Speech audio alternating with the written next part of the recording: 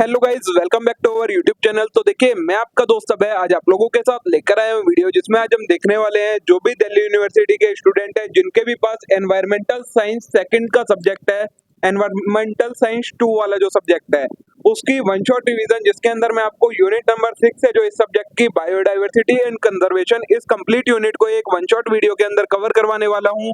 जितना भी कंटेंट आपके एग्जाम के लिए रेलेवेंट है, सारा कंटेंट आपको एक ही वीडियो के अंदर कवर होने वाला है। तो बिना देर के शुरू करते हैं हम अपनी आज की वीडियो और देखते हैं इस वन शॉट रिवीजन को। लेकिन उससे पहले अगर आपने अभी तक चैनल को सब्सक्राइब ना करा हो तो चैनल को जरूर सब्सक्राइब कर लें, वीडियो को लाइक करना ना भूलें, अपने सभी दोस्तों के साथ शेयर करना ना भूलें। तो चलिए शुरू करते हैं हम अपनी आज तो की देखिए, वीडियो। यूनिट का नाम हैगा आपका बायोडाइवर्सिटी एंड कंजर्वेशन। इसमें आपको सबसे पहले समझना है बायोडाइवर्सिटी क्या होती है। तो the term biodiversity refers to living organism. Biodiversity किसे कहते हैं हम? जो लिविंग ऑर्गेनिज्म है ना अर्थ के ऊपर, उन सभी से मिलकर बनती है biodiversity. Biological variability is defined as variability among all fresh water from all sources including the terrestrial, marine and other aquatic ecosystem and ecological complex of which they are part. दो टर्म हैंगी, एक हैगी biodiversity, एक हैगी biological variability. तो biodiversity simple हैगा, जितने भी लिविंग ऑर्गेनिज्म हैं अर्थ के ऊपर वो सारे मिलाकर क्या बनाते हैं? एक बायोडाइवर्सिटी क्रिएट करते हैं। बायोलॉजिकल वेरिएबिलिटी क्या होती है? तो ये क्या होती है? जितने भी फ्रेश वाटर के सोर्सेज हैं जिसमें हमारे terrestrial, marine and aquatic ecosystem आते हैं, उन सभी के बीच में जो वेरिएबिलिटी है, मतलब डिफरेंस है, उस चीज को हम क्या कहते हैं? बायोलॉजिकल वेरिएबिलिटी कहते हैं। फिर आता है आपका टाइप्स ऑफ बायोडाइवर्सिटी। में क्या क्या आता है, मतलब कितने टाइप्स की बायोडाइवर्सिटी होती है। तो जो आपके सिलेबस के अंदर बताइए वो बताइए जेनेटिक वेरिएशन, यहाँ पर एक मिस्टेक हो गई, ये वाला आपका गलत आ गया है, ये यहाँ पर छोड़ दीजिए, मैं आपको इसे नोट्स में सही करके दे दूंगा, ठीक है। तो दो समझा दे रहा हूं मैं, तीसरा वाला वो आप पढ़कर समझ लोगे। जेनेटिक वेरिएशन में क्या होता है? The variation of genetic information with in and between individual of species. जो हमारी सेम स्पीसीज होती हैं उनके बीच में भी जब जीन्स से रिलेटेड कोई इंफॉर्मेशन में वेरिएशन आ जाता है, डिफरेंस आ जाता है, उस चीज को हम कहते हैं genetic variation. This allow population to adapt to changing environmental condition and evolve over time. ये किस में हेल्पफुल होता है? ये अगर हमारे कोई चेंजेस हो रहे हैं एनवायरमेंट में, या हमें कोई चेंजेस को अडेप्ट करना है, उन चीज को अडेप्ट करने में ये जेनेटिक वेरिएशन हेल्प करती है। Genetic diversity can be measured by number of different alleles, genotypes और phenotypes in a population. Genetic variation को हम, डाइवर्सिटी को हम कैसे मेजर करते हैं? इसे हम जीनोटाइप्स, फेनोटाइप्स और एलीज की मदद से मेजर करते हैं पॉपुलेशन में। सेकंड टाइप की आएगी आपकी इकोसिस्टम डाइवर्सिटी। तो there is a great diversity in different ecosystem and they have specific species. जो हमारे इकोसिस्टम है उनके अंदर भी बहुत ज़्यादा डिफरेंस हैगा, वेरिएशन हैगा, जिसकी वजह से उन इकोसिस्टम में अलग अलग टाइप की स्पीसीज पाई जाती हैं। These ecosystem differ from each other according to their habitat and their range of species. ये कैसे एक दूसरे से अलग है? इनकी हैबिटेट है वो अलग है, मतलब जो यहाँ पर आपकी पेड़ वगैरह ग्रो होते हैं, शब्स वगैरह ग्रो होते हैं, वो जो आपके खाने की चीज़ें मिलती हैं उनसे, मिट्टी टाइप, ये सारी चीज़ें डिफरेंस है। और इसके साथ में यहाँ पर स्पीसीज भी अलग अलग है, मतलब अलग अलग तरीके की स्पीसीज हर जगह पाई जाती हैं इनमें। These ecosystem activity occur within a specific geographic area within a country or a state। ये जो इकोसिस्टम है ये कहाँ पर occur होता है? एक अलग स्पेसिफिक एरिया होता है, उसी जगह पर ये इकोसिस्टम मिलता है, हर जगह हर टाइप का इकोसिस्टम नहीं मिल सकता। जो सेकंड वाला है वो मैं आपको नोट्स में सही करके प्रोवाइड करवा दूंगा, इसमें थोड़ी मिस्टेक हो रखी है, वो डबल बार टाइप हो गया है वही एक ही, ठीक है। वैसे तीन तरीके की होती है। फिर आता है आपका वैल्यूज ऑफ बायोडाइवर्सिटी, मतलब बायोडाइवर्सिटी की वैल्यू क्या है, क्या इंपॉर्टेंस है एक तरीके से। तो नंबर वन आता है हमारी सोशल वैल्यू। आपके पास यही जो मैं लिख के दे रहा हूँ यही वैल्यू करनी है, आपको बुक में बहुत ज्यादा दे रखी है, वो आपको सारी करने की जरूरत नहीं है। सोशल वैल्यू में आता है this value associated with social life, religion and spiritual aspects of the people. Social values में क्या क्या चीजें आती है? हमारी सोशल लाइफ, रिलीजन और स्पिरिचुअल एस्पेक्ट्स। जो लोगों के स्पिरिचुअल एस्पेक्ट्स हैं, मतलब वो किस चीज में विश्वास करते हैं। तो many of the plants are considered to be sacred in our country like tulsi, mango leave, banana leave etcetera. हमारे ही देश में कुछ ऐसे प्लांट होंगे जिन्हें हम, मतलब जो हमारे एक तरीके से पूजा वगैरह में यूज होते हैं, जैसे कि तुलसी हो गई, आम के पत्ते हो गए, बनाना लीव्स, केले के पत्ते हो गए, ये सारे। तो दस बायोडाइवर्सिटी है distinct social value attach to different society. तो इससे हमें पता लगता है कि बायोडाइवर्सिटी की भी एक अलग सोशल वैल्यू होती है हर सोसाइटी में, ठीक है। नेक्स्ट है एथिकल वैल्यू। तो the ethical value means that human being may or may not be use certain species but knowing the very fact that species exist in nature give pleasure. Ethical value में ये आता है कि हर type का individual या हर type के लोग हर type की जो हमारी स्पीसीज हैं उनका यूज़ नहीं करते हैं, जो भी एग्जिस्ट करती हैं उन्हें ये पता है कि हाँ ये एग्जिस्ट करती है, हमारे लिए यूज़फुल है, लेकिन वो फिर भी उसका यूज़ नहीं करते हैं। तो ये आता है हमारा एथिकल वैल्यू के अंदर। नेक्स्ट है एस्थेटिक वैल्यू। तो every one of us would like to visit vast stretches of land to enjoy the visible life. People from farther area spend a lot of time and money to visit wild life area where they can enjoy the aesthetic value of biodiversity, and this type of tourism is known as ecotourism। Aesthetic value में क्या आता है कि लोग दूर दूर से आते हैं क्या चीज करने, वाइल्ड लाइफ को एंजॉय करने, वाइल्ड लाइफ को देखने के लिए, जिसे हम क्या नाम देते हैं, इको टूरिज्म का नाम देते हैं। तो यही है कि बायोडाइवर्सिटी की एस्थेटिक वैल्यू की, ये लोगों को भी अट्रैक्ट करता है अपनी तरफ। ठीक है, ये आपकी 3 वैल्यू हो गई बायोडाइवर्सिटी की, क्या क्या वैल्यू है। नेक्स्ट टॉपिक है आपका थ्रेट टू बायोडाइवर्सिटी। अब जो हमारी बायोडाइवर्सिटी है उसे थ्रेट क्या है, मतलब किस चीज़ का मतलब डर हैगा उसको, बायोडाइवर्सिटी को। तो नंबर 1 आता है हमारा habitat loss. Habitat loss is mainly due to human population growth. Habitat loss में किस लिए होता है, मेनली जो पॉपुलेशन की ग्रोथ हो रही है उसकी वजह से जो लोग हैंगे अपनी ज़रूरतों को पूरा करने के लिए बायोडाइवर्सिटी को खत्म करते जा रहे हैं, हैबिटेट का लॉस करते जा रहे हैं। तो ये हमारा फर्स्ट थ्रेट है बायोडाइवर्सिटी का। Industrialisation and change in land use pattern. Industrialisation हो रहा है, लैंड का यूज करने का पैटर्न चेंज हो रहा है, poaching of wild life and man wild life conflict. ये सारी चीजें हमारी किस में आती हैं, हैबिटेट लॉस के अंदर आती हैं। Man has begun to overuse or misuse most of this natural ecosystem. और इंसान क्या कर रहा है, इन सभी का ओवर यूज कर रहा है, जिसकी वजह से ये खत्म होते जा रहे हैं। सेकेंड थ्रेट है पोचिंग का। तो specific threat to certain animal are related to large economic benefit. जो हमारे कुछ स्पेसिफिक एनिमल होते हैं जिनके बॉडी पार्ट्स या कोई भी चीज़ बहुत ज़्यादा महंगी वैल्यू की होती है, तो लोग क्या करते हैं, उनकी पोचिंग करते हैं, मतलब उनका शिकार करते हैं। तो ये भी एक थ्रेट है बायोडाइवर्सिटी से, जिससे क्या हो रहा है, वो एनिमल खत्म होते जा रहे हैं। The skin and bone from tiger, ivory from elephant, horn from rhino and perfume from musk deer are extensively used abroad. जैसे क्या क्या, जो हमारा टाइगर होता है उसकी स्किन और बोन, जो एलिफेंट होता है उसके आइवरी मतलब दांत, और जो हमारा राइनोसोर्स होता है उसका हॉर्न, और जो मस्क डियर होता है उसका परफ्यूम, ये सारी चीज़ों के लिए उनकी पोचिंग करी जाती है। नेक्स्ट थ्रेट है मैन वाइल्ड लाइफ कन्फ्लिक्ट का। तो conflicting situation with wild life start causing immense damage and danger to man. अब क्या हो रहा है, लोगों के बीच में और वाइल्ड लाइफ के बीच में एक कन्फ्लिक्ट होता जा रहा है, जिससे क्या हो रहा है, जो हमारी बायोडाइवर्सिटी है उसको नुकसान पहुंच रहा है। As the compensation by government is not enough, conflict occur between forest department and villager. Villagers को अच्छा कंपनसेशन नहीं दे पाती है गवर्नमेंट, तो इससे क्या होता है, जो फॉरेस्ट डिपार्टमेंट हैगा और विलेजर्स होते हैं उनके बीच में कन्फ्लिक्ट हो जाता है, जिससे नुकसान एक्चुअली में किसका होता है, बायोडाइवर्सिटी का नुकसान होता है। ठीक है, ये आपके 3 थ्रेट्स हो गए कि बायोडाइवर्सिटी को क्या क्या थ्रेट्स हैं, आप इनसे बनाकर आप कितना भी आंसर लिख सकते हैं। फिर आता है आपका इंडेंजर्ड एंड एंडेमिक स्पीसीज क्या चीज़ है। तो the species of plant and animal whose existence is in danger by human activity are called endangered species. Endangered species हम किन्हें कहते हैं, वो स्पीसीज प्लांट और एनिमल की जिनकी एग्जिस्टेंस डेंजर में है, मतलब जो खतरे की कगार पर हैं, खत्म होने की कगार पर हैं। अगर लोग उनका ऐसे ही यूज करते रहे तो कुछ सालों में वो खत्म हो जाएंगे। तो उन स्पीसीज को हम क्या कहते हैं, उन स्पीसीज को हम नाम देते हैं इंडेंजर्ड स्पीसीज का। These endangered species have been categorized in 4 category. जो ये इंडेंजर्ड स्पीसीज हैं इनको भी हमने 4 कैटेगरी में डिवाइड कर रखा है। नंबर 1 आती है वल्नरेबल, सेकंड आती है रेयर, थर्ड आती है इंटरमीडिएट और फोर्थ आती है थ्रेटेंड। ये 4 कैटेगरी आएंगी आपकी इंडेंजर्ड स्पीसीज के अंदर। Endangered species which are on verge of extinction are called threatened species. ऐसी इंडेंजर्ड स्पीसीज जो कि खत्म होने की बिल्कुल कगार पर है, उन्हें हम क्या कहते हैं, थ्रेटेंड स्पीसीज भी कहते हैं। The species which are unique to locality region are called endemic species. और एंडेमिक स्पीसीज क्या होती हैं, वो स्पीसीज जो कि एक पर्टिकुलर एरिया में ही पाई जाती हैं, उसके अलावा और कहीं नहीं एग्जिस्ट करती हैं, तो उन स्पीसीज को हम कहते हैं एंडेमिक स्पीसीज। तो ये आपको मैंने डिफरेंस बता दिया कि इंडेंजर्ड स्पीसीज वो स्पीसीज होती हैं जो खत्म होने की कगार पर हैं, अगर ह्यूमन उनके साथ ऐसे ही ट्रीटमेंट करता रहा तो वो स्पीसीज कुछ ही सालों में खत्म हो जाएंगी, वो कहलाती हैं आपकी इंडेंजर्ड स्पीसीज। वहीं एंडेमिक स्पीसीज क्या होती हैं, ऐसी स्पीसीज जो पूरे वर्ल्ड में से लॉस्ट हो चुकी हैं लेकिन कुछ स्पेसिफिक एरिया पर ही पाई जाती हैं, तो उन्हें हम कहते हैं एंडेमिक स्पीसीज। ठीक है, फिर आता है बायोडाइवर्सिटी को कंजर्व करने के मतलब बचाने के दो मेथड बताए गए हैं, in situ and ex situ method of conservation. ये क्या होते हैं? तो नंबर वन है इंस्यूट कंजर्वेशन। तो it is a method of conserving all the living species specially the wild and endangered species in their natural habitat and environment. In situ conservation क्या होता है? ये एक मेथड है लिविंग स्पीसीज को बचाने का, जिसके अंदर हम मेनली किन लोगों को किन स्पीसीज को बताते हैं? जो वाइल्ड स्पीसीज है या फिर जो इंडेंजर्ड स्पीसीज है मतलब खत्म होने वाली हैं, उनको हम बचाते हैं कैसे? उन्हें नेचुरल हैबिटेट में प्रिजर्व करके।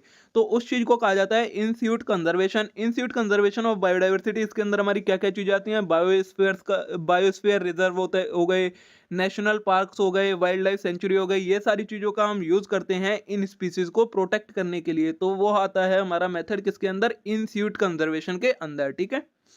फिर आता है आपका एक्स्यूट कंजर्वेशन। तो conserving the species outside the natural habitat in a careful controlled situation.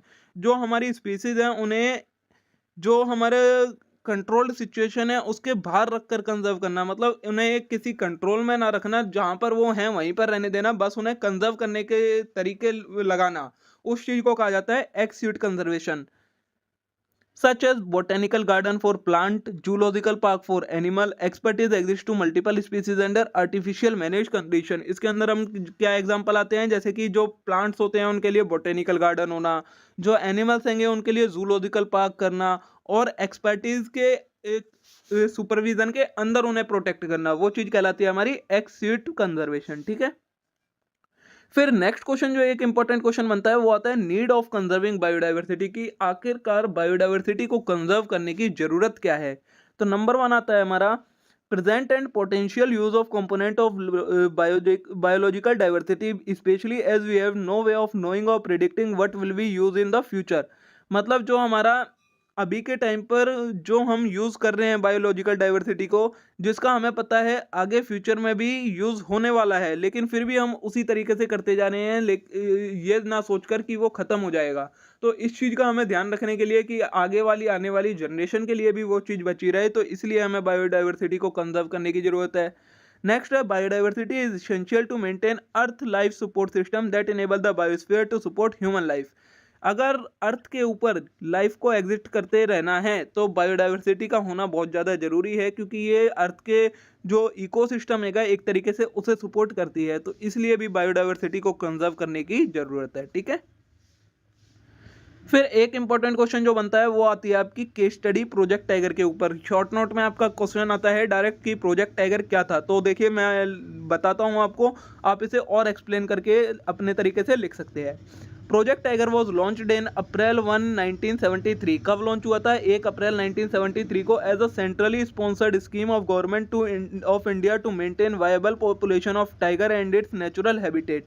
ये किसने लगाया था? सेंट्रल गवर्नमेंट ने स्पॉन्सर करी थी, मतलब सेंट्रल गवर्नमेंट ने चलाई थी ये स्कीम, जिसके अंदर क्या था इसका मेन ऑब्जेक्टिव कि इंडिया के अंदर जो भी टाइगर की स्पीसीज बची हैं उन्हें प्रोटेक्ट करना, उनके नेचुरल हैबिटेट को बचाना। The main objective of the scheme is to ensure a viable population of tiger in India are preserve for scientific, economic, aesthetic, cultural and ecological value. इसका जो मेन ऑब्जेक्टिव क्या था वो था कि जो टाइगर हैंगे उनकी स्पीसीज को बचा के रखना, जिससे किस लिए बचा के रखना? साइंटिफिक, इकोनॉमिक, एस्थेटिक, कल्चरल और इकोलॉजिकल वैल्यू के लिए, इन सारी वैल्यूज के लिए टाइगर की स्पीसीज को बचाना, ये इसका मेन ऑब्जेक्टिव था। And to also preserve the area of biological importance as natural heritage for benefit education and employment of people. और टाइगर के साथ साथ इनके जो नेचुरल हैबिटेट हैं जहाँ पर ये रहते हैं नेचुरल प्लेस पर, उस प्लेस को भी प्रिजर्व करना, जिससे क्या हो सके एजुकेशन का और एम्प्लॉयमेंट का बेनिफिट मिल सके लोगों को। इस चीज़ के लिए ये प्रोजेक्ट टाइगर लाया गया था। Main objective under the scheme include wild life management and protection. जो मेन ऑब्जेक्टिव आता है वो क्या आता है? Wild life management and protection करना था इसका main objective. Initially, the Project Tiger started with 9 tiger reserve covering an area of this kilometer with a population of 268 tiger। जो प्रोजेक्ट टाइगर स्टार्ट करा था वो 9 टाइगर रिजर्व बनाकर करा था, जिसके अंदर हमने टोटल 16,339 स्क्वायर किलोमीटर का एरिया कवर करा था और 268 टाइगर की पॉपुलेशन को बचाया था। At present there are 27 tiger reserve covering the area of 37,761। आज के टाइम पर टोटल 27 टाइगर रिजर्व्स हैं और टोटल कितने एरिया में फैले हुए हैं, वो 37,761 स्क्वायर किलोमीटर में फैले हुए हैं। और जिनमें सभी टोटल टाइगर की पॉपुलेशन कितनी है, 2,967 टाइगर अभी बचे हुए हैं। This amount to almost 1.4% of total geographical area. जो ये 37,761 है, ये टोटल जो इंडिया का एरिया है उसका 1.14% एरिया कवर करते हैं। ठीक है, ये आपका था प्रोजेक्ट टाइगर क्या था। अब कुछ इंपॉर्टेंट टर्म्स हैं, जैसे कि बोटेनिकल गार्डन आपने सुना क्या होता है, तो together the world's 1500 botanical garden arboreta and national plant collection maintain the largest area of plant diversity outside of nature and they have major. Botanical garden actual में क्या होते हैं, जो प्लांट की स्पीसीज हैंगी, नेचुरल प्लांट्स हैंगे, उन मतलब जो प्लांट की स्पीसीज हैगी उन्हें नेचुरल तरीके से बचा के रखना, मतलब जहाँ पर वो एक्चुअल में ग्रो होते हैं उस जगह के अलावा और किसी और प्लेस पर भी उनकी कंडीशन को मेंटेन करना, वो चीज़ कहलाती है आपकी botanical gardens. They have major if often overlooked potential or sources of centre of conservation education and development. ये किस लिए बचाए जाते हैं, क्योंकि यहाँ पर कंजर्वेशन होता है इनका, उसके अलावा उनकी एजुकेशन मिलती है और उनका डेवलपमेंट भी होता है। Already, individual of an estimated 12,000 to 15,000 threatened species are being cultivated in botanical garden and arboretum. आज के टाइम पर अराउंड कितनी 12,000 से लेकर 15,000 तक ऐसी जो थ्रेटेंड स्पीसीज हैं उन्हें बचा कर रखा गया है, उगाया गया है बोटेनिकल गार्डन्स के अंदर। ठीक है, तो ये होते हैं आपके बोटेनिकल गार्डन। फिर आता है आपका जूलॉजिकल पार्क्स क्या होते हैं, तो the basic philosophy behind the creation of zoological park in modern time is to create an understanding of environment and ecological balance of life, meaning strengthening the bond between people and the living earth. आज के time पर जो zoological park बनाने का main objective है वो क्या है कि लोगों के अंदर एक अंडरस्टैंडिंग क्रिएट की जा सके एनवायरनमेंट से रिलेटेड, इकोलॉजिकल बैलेंस बना के रखने के लिए, और लोगों के बीच में और जो अर्थ हैगी, मतलब जो एनवायरनमेंट हैगा उसके बीच में एक स्ट्रेथिंग बॉन्ड बनाने के लिए जूलॉजिकल पार्क बनाए गए हैं, जिससे लोगों को एक अंडरस्टैंडिंग हो सके इन सारी चीज़ों की। These zoological park are no mere picnic spot. जो ये जूलॉजिकल पार्क होते हैं ये हमारे कोई पिकनिक स्पॉट नहीं होते हैं। They are now centre for acute wild life conservation and environmental education. आज के टाइम पर जो जूलॉजिकल पार्क है वो क्या बन गए हैं, एक्यूट मेथड है जो वाइल्ड लाइफ कंजर्वेशन का, वो एक मेथड का काम करते हैं जूलॉजिकल पार्क। ठीक है, फिर आता है आपका बायोस्फीयर रिजर्व्स क्या होते हैं, तो biosphere reserves are internationally recognised area established to promote and demonstrate a balanced relationship between human and biosphere. Biosphere reserve क्या होते हैं, ये एक इंटरनेशनली रिकॉग्नाइज्ड एरिया है जो कि क्या प्रमोट करते हैं कि जो लोग हैंगे और बायोस्फीयर हैंगे उनके बीच में एक रिलेशनशिप क्रिएट रहे, एक अंडरस्टैंडिंग क्रिएट रहे, तो इसलिए ये बायोस्फीयर रिजर्व बनाए जाते हैं। They highlighted the value of nature conservation within a particular natural region and reconcile the conservation of biological diversity with sustainable use. ये क्या करते हैं, ये शो करते हैं कि क्या वैल्यू हैगी हमारे में, मतलब हमारे लिए क्या वैल्यू है कि अगर हम नेचुरल जो चीज़ें हैंगी उनको कंजर्व करेंगे तो उनसे हमें क्या क्या बेनिफिट होगा, उनको सारी चीज़ें ये दिखाते हैं, शो करते हैं, जिससे लोगों के अंदर एक अंडरस्टैंडिंग क्रिएट होती है। तो इसलिए ये बायोस्फीयर रिजर्व्स बनाए जाते हैं। फिर अगर आपका हॉटस्पॉट ऑफ बायोडाइवर्सिटी क्या होते हैं, तो hotspot of biodiversity are those places on earth which have high biodiversity and are threatened by human habitation. Biodiversity hotspot हम उन एरिया को कहते हैं जहाँ पर बहुत ज़्यादा बायोडाइवर्सिटी है और उस बायोडाइवर्सिटी को लोगों से खतरा है, मतलब वहाँ पर ह्यूमन हैबिटेशन की वजह से उन्हें खतरा आ रहा है कि वो आगे चलकर ख़त्म हो जाएगी, उतनी नहीं रहेगी, तो उन जगहों को हम कहते हैं hotspots of biodiversity. The term hotspot of biodiversity was given by British biologist Norman माइजर इन 1988। जो ये हॉटस्पॉट ऑफ बायोडाइवर्सिटी है ये टर्म किसने दी थी, जो ब्रिटिश बायोलॉजिस्ट हैं नॉर्मन मायर्स, इन्होंने 1988 में ये टर्म दी थी। Myers defined hotspot as a biogeographic region characterised by exceptional level of endemism and by serious level of habitat loss.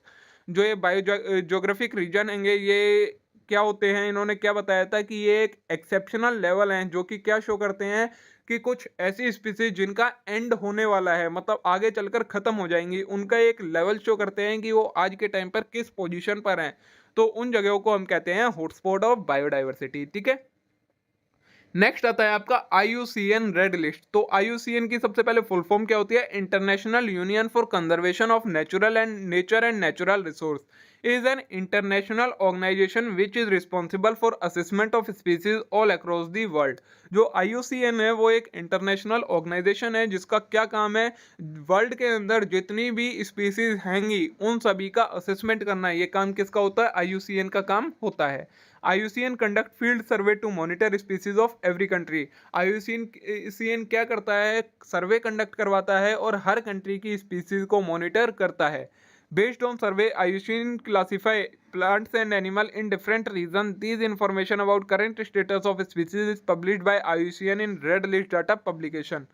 इसके बाद जो इन्फॉर्मेशन वो कंडक्ट मतलब सर्वे कंडक्ट करवाने से जो भी इंफॉर्मेशन मिलती है उसकी जो लिस्ट होती है उसमें से कुछ स्पीसीज होती हैं जो सही लेवल पर होती हैं, कुछ होती हैं जो ख़त्म होने वाली होती हैं या उन्हें कोई एक तरीके से थ्रेट होता है, तो उनकी एक लिस्ट निकालता है जो किसके अंदर, रेड डाटा लिस्ट पब्लिकेशन में रेड लिस्ट निकालता है। उस चीज़ को कहा जाता है IUCN रेड लिस्ट, जिसके अंदर उन स्पीसीज का एक्चुअल स्टेटस बताया जाता है कि एक्चुअल में क्या पोजीशन है उन स्पीसीज की। ठीक है, तो ये होता है आपका IUCN रेड लिस्ट। और इसी के साथ दोस्तों हमारी ये यूनिट नंबर 6 है जो बायोडाइवर्सिटी वाली, ये यूनिट खत्म हो जाती है। इतना ही कंटेंट आपके सोल के मटेरियल में दिया गया है, एक्चुअल में उसमें तो काफ़ी ज़्यादा दिया गया है। मैंने जो जो इंपॉर्टेंट है आपके साथ वो सारा शेयर कर दिया है। मे भी आज की ये वीडियो आप लोगों के लिए यूजफुल रही होगी, आप लोगों को पसंद आई होगी। वीडियो अच्छी लगे तो वीडियो को लाइक करना मत भूलिएगा, चैनल को जरूर सब्सक्राइब कर लीजिएगा इस टाइप के और कंटेंट के लिए। अब हम मिलते हैं नेक्स्ट वीडियो में। Thank you.